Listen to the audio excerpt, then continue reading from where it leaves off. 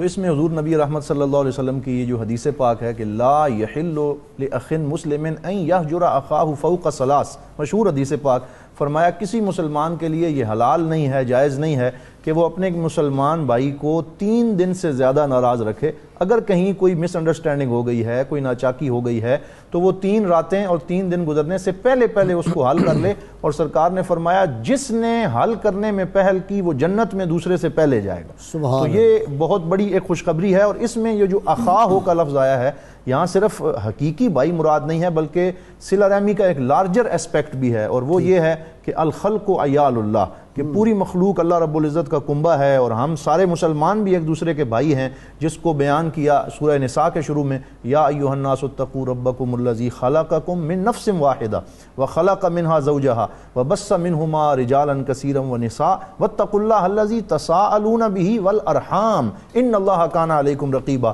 تو یہاں پر بھی صلہ یعنی ارحام کا لفظ بول کر یہ فرمایا کہ صرف اپنے حقیقی رشتہ دار جو ہیں ان کے ساتھ ہی بنا کے نہ رکھنا، بلکہ جو تمہارے مسلمان بھائی ہیں، اسی طرح استاد کے جو شاگرد ہیں، شیخ کے جو مریدین ہیں، یہ سارے وہ دائرے بنتے چلے جاتے ہیں۔ حضور مجھے یاد آ رہا ہے کہ میرے استاد گرامی جسٹس پیر محمد کرم شاہ الازہری، آپ سے کسی نے پوچھا جناب آپ کے بیٹے کتنے ہیں؟ تو آپ نے